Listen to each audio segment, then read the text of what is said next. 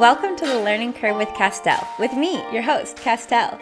Today I'm joined by Erin Mahoney, General Manager of NFPT, the very organization where she earned her first training certification. Erin now steers NFPT's vision while still teaching classes and coaching on the gym floor. We're going to explore why credible certification still matters, how NFPT's new membership and business jumpstart programs can boost your career, and what the recent Summit acquisition means for trainers, PTs, and OTs alike. Erin, thanks for being here. Let's dive in.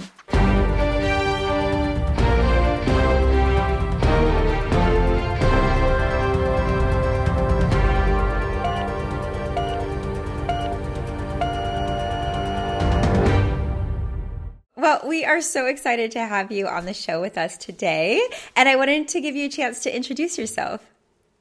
Yes, thank you. I'm Erin Mahoney, General Manager of NFPT.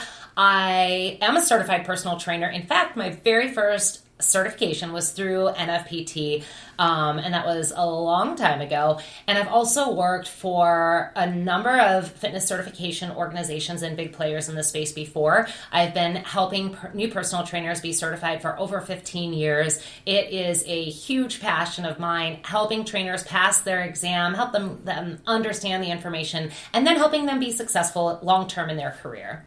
Love it. Awesome. You started your career teaching group fitness while still in college, and now you're leading one of the most trusted certification organizations in the country. So looking back, was there a moment that made you realize fitness was more than just a job? It was your purpose?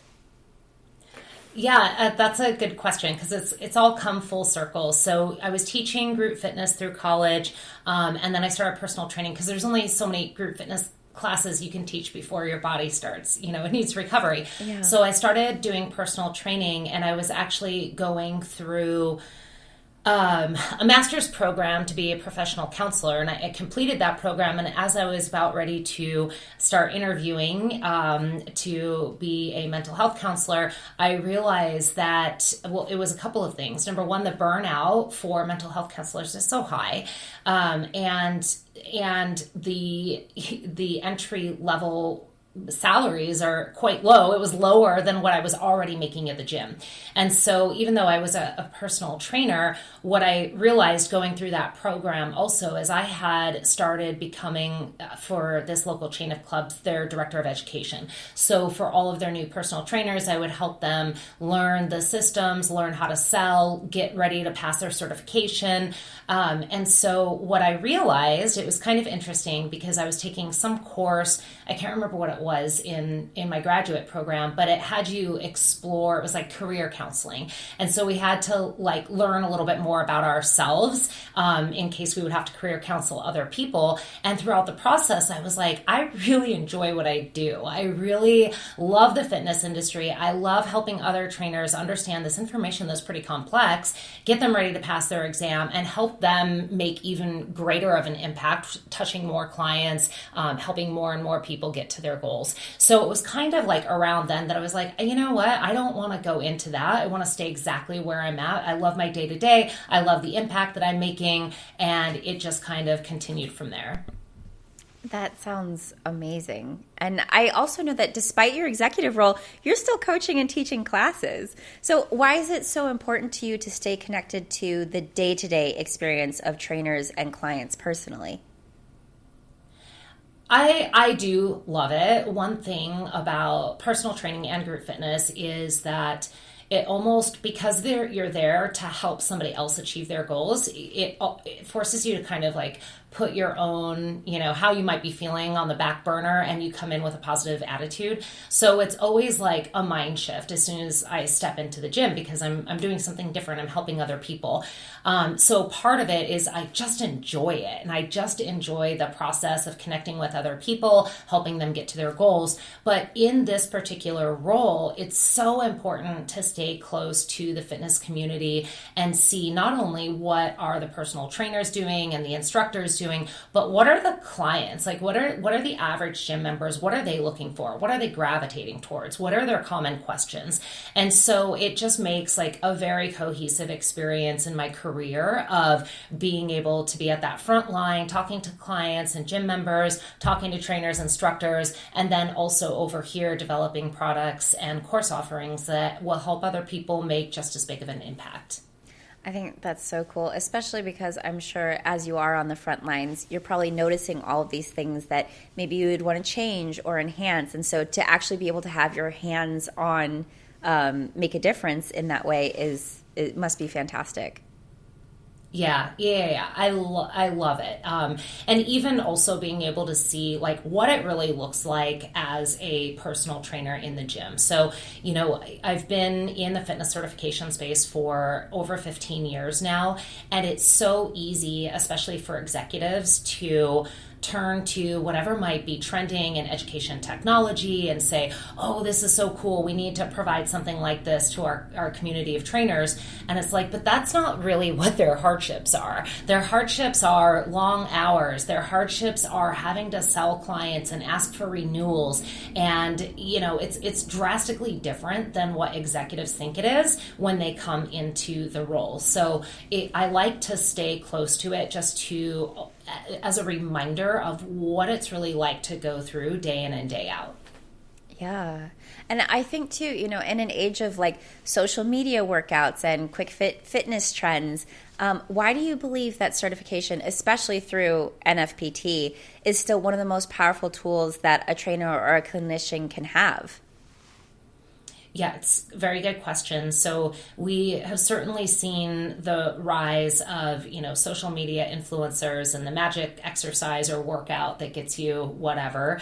But the average consumer doesn't really know the difference. It's not that they really don't know the difference. If they don't have a background, they don't know the difference between what is credible information and what's not. And even if it seems credible, most people want to maximize their efficiency in the gym. They don't want to spend hours there. So, there's things that they can do, but are they doing it efficiently? Are they getting to their goals as quickly as possible? And another thing I've been, metaphorically using dog training similar to personal training. And it's in the sense of this, because I use a dog trainer and, there's tons of content out there on social media on how to get them to not tug on a leash. But all those dogs are trained. And so it's the background of how they're making something happen on social media is not really what it looks like in a real application, in a real setting with my dog. And so the same goes for personal training. So this, you might see somebody saying, hey, do this exercise or this workout and do it, every day for 20 days and you'll look like me. Well, are you, what is that person eating every day? What has led up until that point? What other injuries do they have and movement dysfunctions? So there's just so much that goes into what you're seeing on social media or on the internet or whatever that isn't really taken into account for, which is why clients still gravitate towards personal trainers, and not clients, but gym members. They're still gravitating towards that in-person individual that they know that they can trust with their health and wellness. That's a really big thing. And in addition to that, even if they knew that what they were searching for on the internet was credible and reputable, everyone needs accountability. Everyone needs motivation. And what we've seen in the wake of the pandemic is human connection is truly, truly important. And people thrive on that and they do their best there. So without that, everyone would just have their own, home gym and they would do everything on their own and be wildly successful. But the truth is we need to be around other people and we're social creatures that enjoy it. Yeah.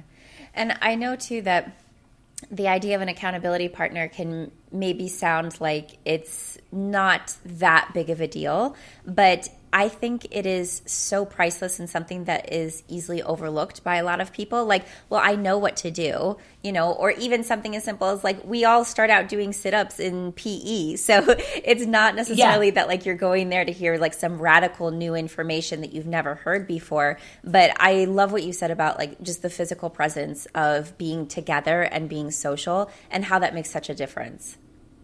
Yeah.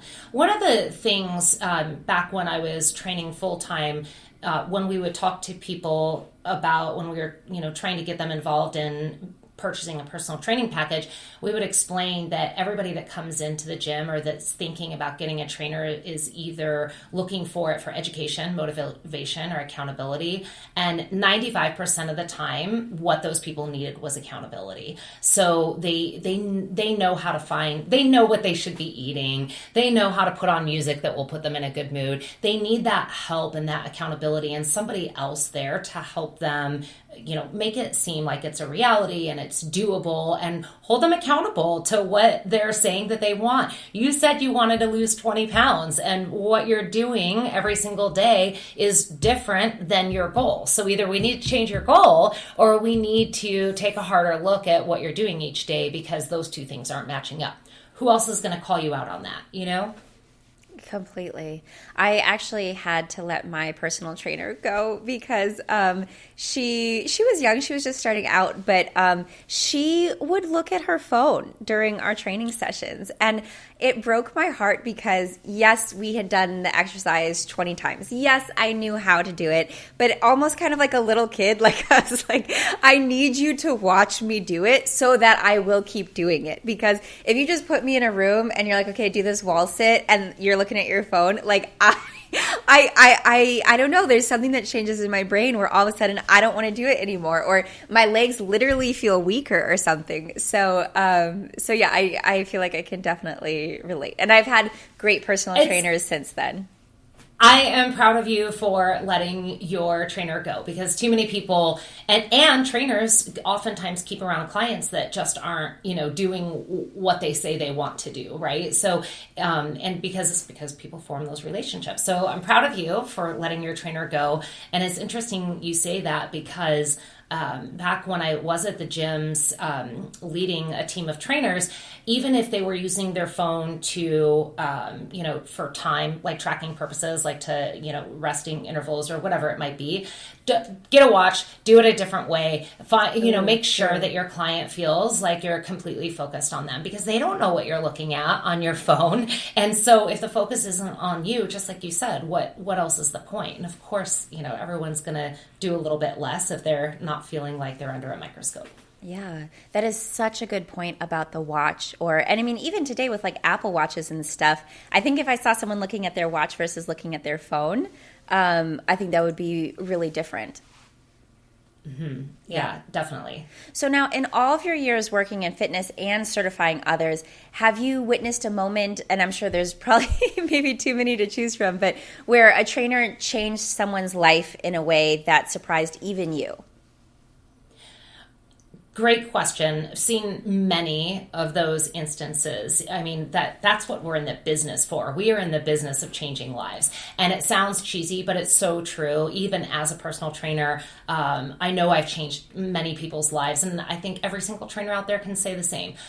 There was a trainer that just kind of comes to mind more of what I think was really interesting about this guy is the impact that he had. So it wasn't your typical trainer. He didn't really look like a muscly trainer or somebody that worked out a lot. He was slightly socially awkward.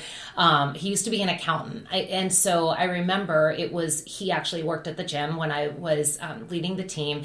And we were all like, this guy is never going to cut it as a trainer. He's so monotone. He's so like his personality. And this guy, everyone gravitated to him. And he was just so remarkable, especially with people that wanted to lose like 50 or 100 pounds. And I think part of the like allure of him was that he was slightly socially awkward. He wasn't, a model. And instead, so it allowed people to let their guard down a little bit more and feel like they just, had someone there that was going to help them and wasn't there for strictly aesthetic purposes or, just to increase their bank account. So when I think back about him in particular, he made a very successful career out of personal training when he really just kind of started it on the side because he was bored of his day job.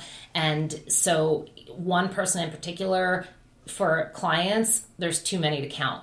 but one trainer in particular, I'm very proud of that guy. And it just shows how powerful you can be as a trainer, even if you don't think you look the part, even if you feel like you don't have a super captivating personality. We're all real human beings. And that's what the people are attracted to, is that authenticity. I think what you said is so impactful, because I think it's very easy to get swept up in, like you said, needing to look the part, having that personality. I think if you asked someone to like picture a personal trainer, probably some, amateur bodybuilder kind of an idea would come to mind with Exactly. like a real, extroverted attitude. But I think that really glosses over the fact that your clients are very diverse. And so I really think that is powerful to keep in mind, that you don't have to fit this super, super tiny mold of what people might classically think of as a personal trainer in order to legitimately change people's lives for the better. Absolutely. And when, it's interesting too, because being in the fitness certification space, the reasons why so many people think, I have talked to so many people outside of my career, just out and about socially, that have said, oh, I thought about being a trainer, or I thought about getting my certification. And almost if you ask them why they didn't, it usually comes down to one of three things, and none of them has to do with the cost of the certification. It always has to do with, I didn't think I'd be able to pass my exam.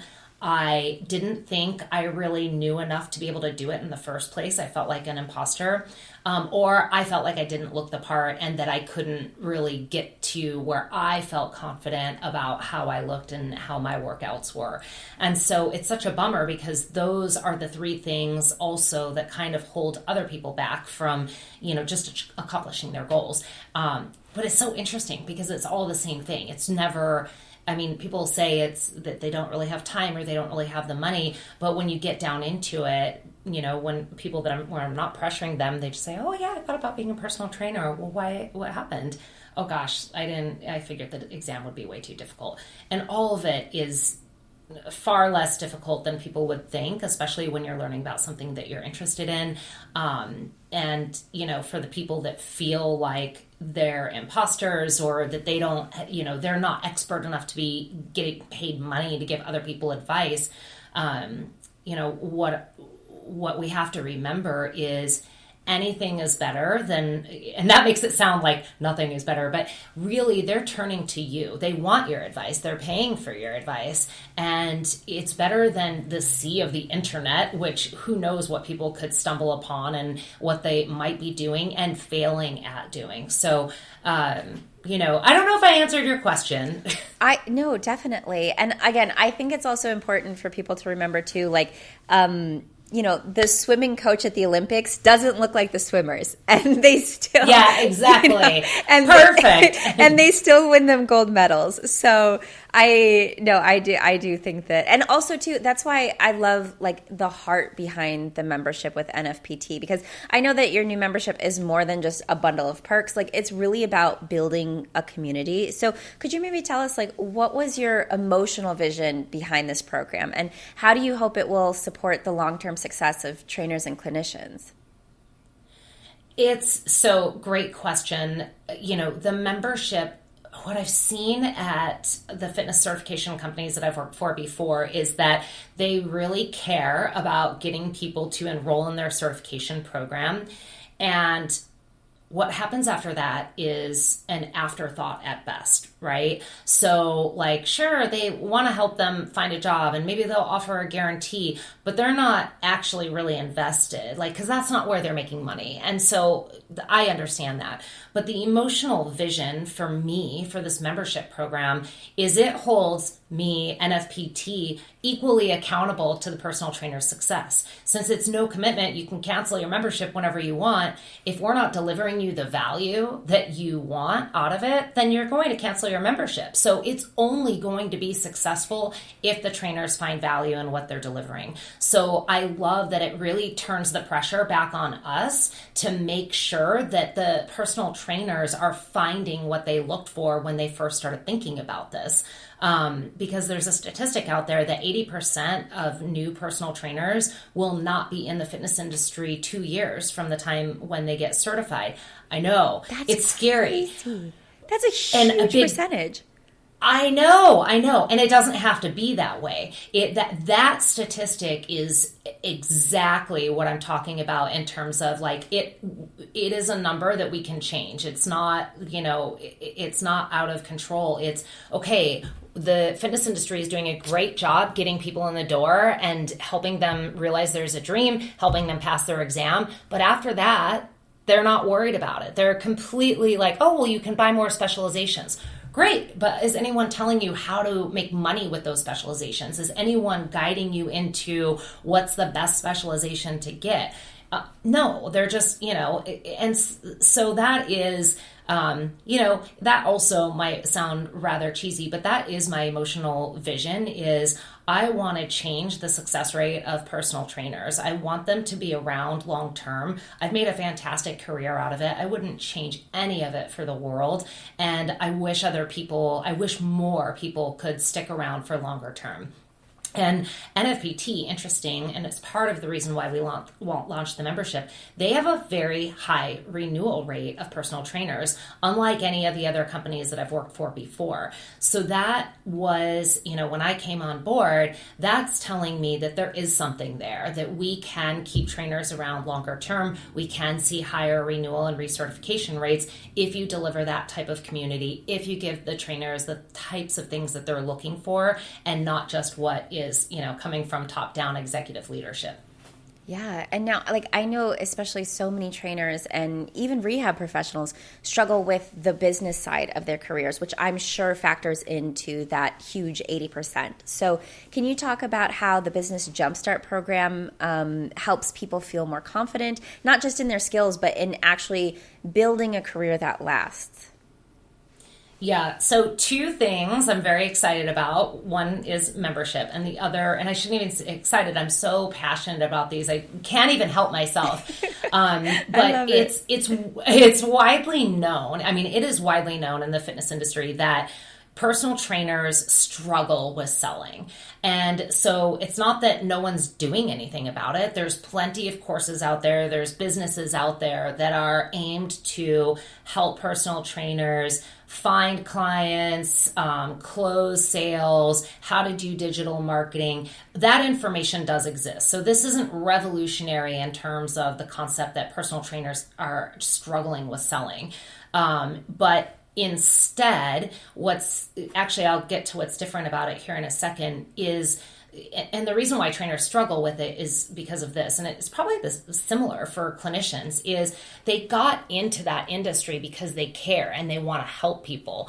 And what happens is when you're confronted with having to sell somebody for your own financial gain, you feel like you're helping yourself and not that person. So it's like a conflict, an emotional internal conflict of what they're there for versus what they have to do. And that just doesn't work. And then they get burnt out, they get frustrated, they feel the pressure, stress, and they're done with it. However, there's a paradigm shift that can happen, which is instead of thinking that you are trying to sell somebody, if you're able to anchor your mindset on this is the job I opted in for, not to sell people. I opted in to changing other people's lives.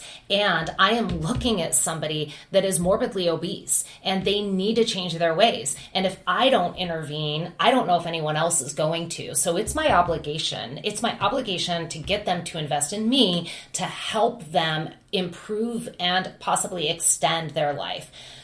So once they can start making that paradigm shift, and that's a bigger thing. You can't really teach somebody that. It's a mindset, and a lot of trainers get there. But what this Fitness Business Jumpstart course does that no other courses do. So the other courses and the other things that you can find online are more about, okay, this is what social media is, and this is why it's important, and this is how you use it, and this is what SEO is. So it's it approaches the education just in the same way that we approach education in how to learn biomechanics and how to learn how to develop a workout, but they're not the same, right? So everyone knows these things are important, and truly you don't need to know search engine algorithms in order to start posting content. So this Fitness Business Jumpstart fills in the gap, and it bridges that gap between what's theoretical and what is in practice. And so the way it does that is it says, okay, every single day for 28 days, you're going to do one small thing devoted to your business. We're going to break it down to you for you, and we're going to prioritize what's important. And every activity builds on itself. So today, you're going to write up your positioning. That's all you have to do. Figure out who you want to work with and why you're special. And it can change. And then tomorrow, this is what you're going to do. You're going to establish your LLC. And those things are pretty common knowledge, and that's not what's groundbreaking. But as each day goes on, and you're looking at things like setting up a CRM and finding an email platform, and here are some email platforms that are helpful for people.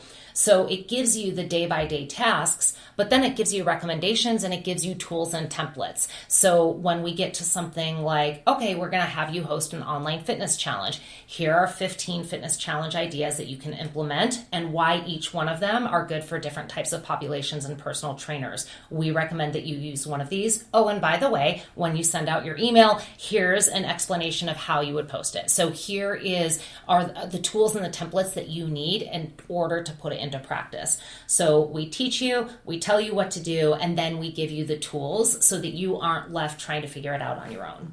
Yeah. And I think that's really important as well, because a lot of people are coming to this profession maybe from something slightly adjacent, or maybe from something totally different. And it can kind of feel like you're almost starting over completely. Mm-hmm. And it does. And the ramp up period for an average personal trainer is anywhere from 3 months to 6 months before they start acquiring clients until, they really get their foot in the door. But with this type of program, it's every day for 28 days. And by day 29, if you follow the process, you'll have paying clients. So it accelerates that ramp up period. It takes out the guesswork, and it plugs in, just do this today. And by accelerating that ramp-up period, that's another way that we believe that we can change that 80% of trainers won't succeed, because they'll be able to see their wins faster. I also so I signed up for NFPT, and I immediately got intimidated by the studying. I was like, I'm 35. I have not studied since grad school. That was 6 years ago. And I have to say, the format in which you send out emails instantly made it more digestible. And it was like, oh, you can totally do this, because again, it's like that little step-by-step that is not to be discounted. Yeah, yes. And I love that you shared that story, because even when I went through my CPT, it was the exact same thing. But when I hit the third chapter, I was like, this sucks. And there's a couple of things with that. I've been thinking a lot about this lately. One of the things is, when we think about studying and we think about what we experienced in high school or college, you're studying information to memorize, to pass an exam after, X amount of weeks, right? And that's all you have. That's what your job is. Study this, memorize this, pass the exam. It isn't like, no, learn this because you're going to be using it with clients. And so there's a little bit of a shift in terms of how people should go about learning information when they're pursuing their CPT, regardless of whether it's with NFPT or not. And it really is, don't get discouraged, because these foreign concepts at first will repeat themselves over and over. And so you might be learning about type 1 and 2 muscle fiber types. Well, you don't just have to memorize them, and don't freak out, because you're going to learn more about them when you learn about, different exercises and different energy sources. And then you're going to learn about them more when you learn about how to develop a workout and what the rest intervals should be like and the rep ranges. So the concepts that are really brought up early on that freak everybody out, they thread through. And it's not like, hey, these are never going to go away. But the point is, you don't have to have it memorized right away. You just have to keep going, because it'll come back up, and then you can always flip back and look it up again, and you'll be fine. So We host these exam prep webinars for our members, and the only goal is to get you guys to pass the exam and feel confident sitting for that exam. And I remind them every week, hey, we're talking about this week. Don't worry. If all of this seems foreign, it is going to come up again next week, and you'll see it in another way, and you might understand it better next week. So don't panic. It's good. It's the same stuff over and over. It really is. One of my favorite professors of all time, who is never technically my professor because I took the class online, he used to say when like a topic would come up, he would be like, if this is the first time you're hearing about this, do not worry. Do not try to write down the entire name of the protein. You will hear it over and over again, and you will pick it up as the semester goes on. And so I am a big fan of that because, yeah, sometimes it can also just feel like information overload. And I think one big difference, too, is that when we were in school, even for anyone listening to this, even if you're 10 years younger than me, when we were in school, we are now living in an age where everything is information overload. We are constantly bombarded by facts that we're trying to remember. So, we don't embarrass ourselves when we go out to dinner with our family and say something wrong or something. So I think that just knowing this is digestible and this isn't just for the test, this is going to be in real life, makes it so much more enjoyable, and just having that why in there as well. And also, one of the biggest reasons why I really was intrigued by this career path is because I love learning. I am a voracious learner. And I know that NFPT recently joined the Summit Professional Education family. So I wanted to ask you personally, what do you think that means for the future of the brand? And how do you envision it elevating what NFPT can offer the fitness and rehab communities?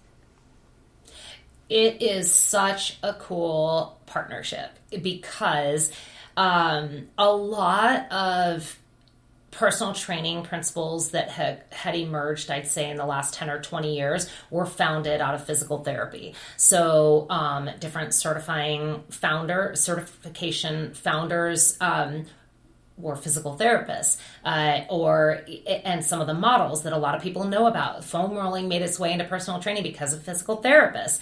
A lot of people start as personal trainers and become physical therapists. So it's such a strong connection. And I know Summit provides education for other occupations as well, but the physical therapy one is super exciting because it really provides an even stronger backbone of expertise in the industry. So you know the name that when you're getting involved with NFPT and it's backed by Summit, you know that information is credible and you know that you can trust it. And should you decide that you like it and you enjoy it, which you will, like I said, a lot of personal trainers end up wanting to become physical therapists. I know plenty of them that have. Then now you have exposure to all of that information anyways. So you have that same organization, the same style of learning. You can get your continuing education through Summit. As part of the NFPT membership, you can have access to different Summit courses. So it's just such a great partnership that no one else in the industry, in the personal training industry, has. And it makes, it's going to make waves because of how strong it is. That is so powerful. And so if you could speak directly to every personal trainer or physical therapist or occupational therapist listening right now, whether they're burned out or just getting started or questioning if they belong, what would you want them to know? I would want them to know, first of all, I love the profession, all three of those professions. They're amazing. What you do is so impactful. And if you are starting to get burned out or run down because it's hard, you're giving back to someone else. It sounds... It's very typical that you would hear, but, obviously take time for yourself, but also think back on to what you're really in it for. And if you are burned out, you might need another avenue where you can flex that muscle, so to speak. So let's say you are an occupational therapist and you are getting burned out. Maybe on the side, you want to do some online fitness coaching. Or likewise, maybe you're a personal trainer and feel like you've hit the ceiling. Maybe it makes sense for you to start exploring some of these other career paths. So when you can recognize the root of that stress or burnout or frustration, it allows you then to redirect it into something more meaningful and powerful that will help get you through that temporary rut. That is so powerful and so heartwarming. Well, thank you so much for being a part of our show. I have had such a nice time talking to you. Thank you. Me too. Yeah. And now if people want to interact with you, where's the best place to find you? So, of course, you can connect with me on LinkedIn. So my name's Erin Mahoney on LinkedIn. And then also, being part of the NFPT membership community means you have access to experts. I host webinars. I host office hours. I'd love to connect with people on that avenue as well. I think that would be so exciting to have you in office hours.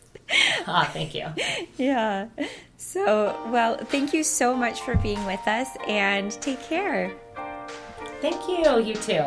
That conversation was a reminder that great coaching blends heart, skill, and smart business. Erin showed us how NFPT's membership builds community, how the Business Jumpstart program turns passion into profit, and why staying hands-on keeps leaders grounded. Visit nfpt.com or check the show notes to learn more. And if this episode inspired you, share it with a colleague and leave a quick review because they help others like you find our show. I'm Castell, and thanks for listening to The Learning Curve. See you next time.